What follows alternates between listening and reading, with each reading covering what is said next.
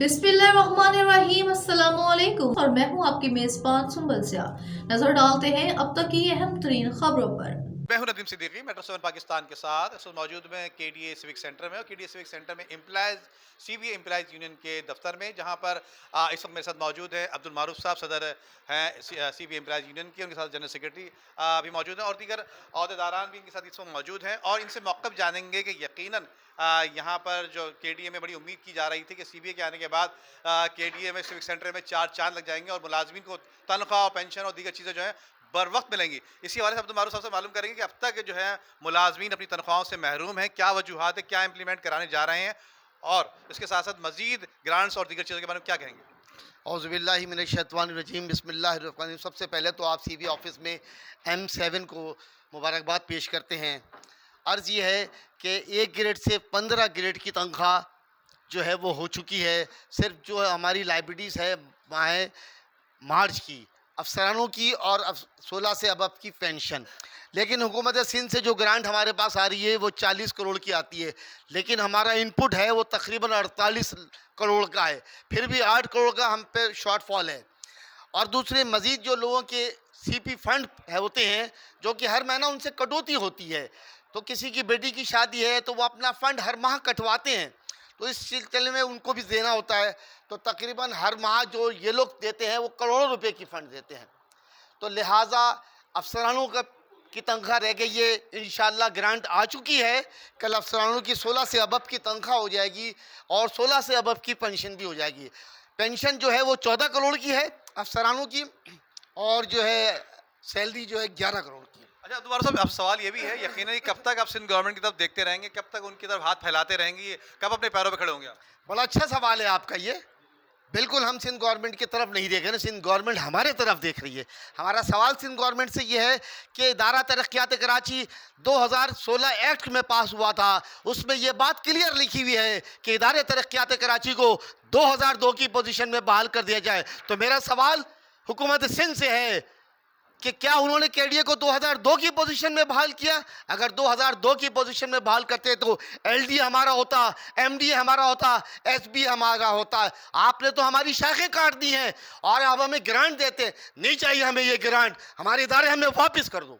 ठीक है, लेकिन इसके साथ साथ ये बता दीजिए कि यकीनन ये तो आप सीबीए भी हैं, बड़ी जिम्मेदारी है, सारे मजदूर मुलाजमीन आपकी तरफ देख रहे हैं इस वक्त, तो क्या कहेंगे उनको, किस तरह से मैसेज देंगे? उनको तो सहूलियात चाहिए और केडीए को यकीन अपने पैरों पर खड़ा करने के लिए कोई इकदाम हैं? बिल्कुल हमारे पास, हम आवाज़ बुलंद कर रहे हैं।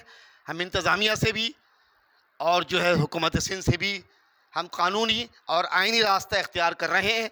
हम उसमें रहते हुए हम प्रोटेक्ट करेंगे तालाबंदी। तो मौजूद है हमारे साथ सरपरस्त आला केडीए एम्प्लॉयज़ यूनियन सीबीए के सरपरस्त आला इमरान हुसैन साहब, और इनसे मालूम करेंगे यकीनन बड़ी उम्मीदें थी आपसे और आपको अभी भी उम्मीदें हैं तमाम मुलाजमीन को आपकी जानिब से कि यकीनन उनके मसाइल हल होंगे, तनख्वाहें मिल जाएंगी, पेंशन हल मिल जाया करेगी वक्त पे, लेकिन अब तक कोई बेहतरी ना आ सकी। और उसके साथ साथ चार्टर ऑफ डिमांड की बात भी कर लेते हैं, लेकिन इसका चार्टर ऑफ डिमांड फिलहाल वक्ती तौर पर छोड़िए और अपनी जो मौजूद सूरत हाल है उसके बारे में बताइए कि किस तरह बेहतरी लाएंगे।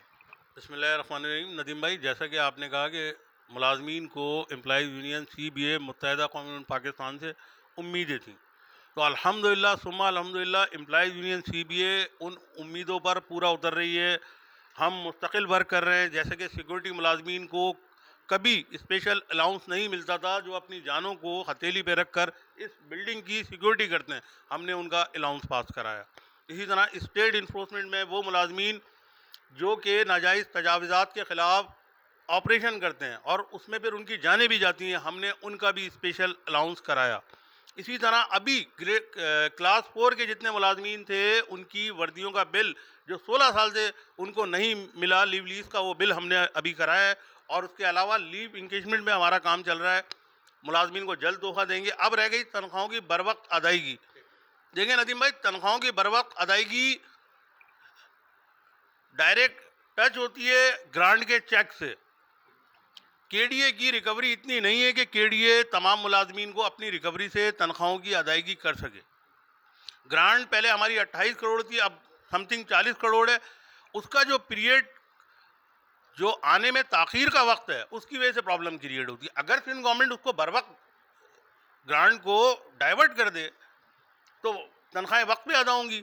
और अगर वही 15 दिन की ताखीर से ग्रांट मिलेगी तो 15 दिन की ताखीर का गैप आएगा। सरफराज साहब, ये आपसे सवाल गवर्नमेंट से बनता है। आप सवाल ये भी बनता है यकीनन, ये कब तक आप सिंध गवर्नमेंट को देखते रहेंगे और कब अपने पैरों पे खड़े होने के लिए कोई इकदाम करने जा रहे हैं? कोई हिकमत अमली है आपके पास? बिल्कुल, देखें जनाब, हम तो बारहा आवाज़ उठा रहे हैं आइनी और कानूनी जो एक दायरा कार है उसमें रहते हुए।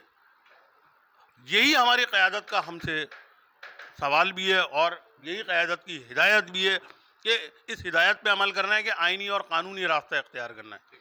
किसी सूरत आप ये बताएं एम्प्लॉइज है, उसके लिए तो अरबों रुपए जो है सैंक्शन कर देते हैं 2 रोटी के ऊपर भी, कि 2 रोटी जो आवाम को सस्ती देनी है तो उस पर जो है अरबों रुपए की सब्सिडी दे दी जाती है। हम तो आपसे ग्रांट मांग रहे हैं सिर्फ इस वजह से कि आप हमारे ही लिए हुए इदारों से करोड़ों रुपए कमा रहे हो।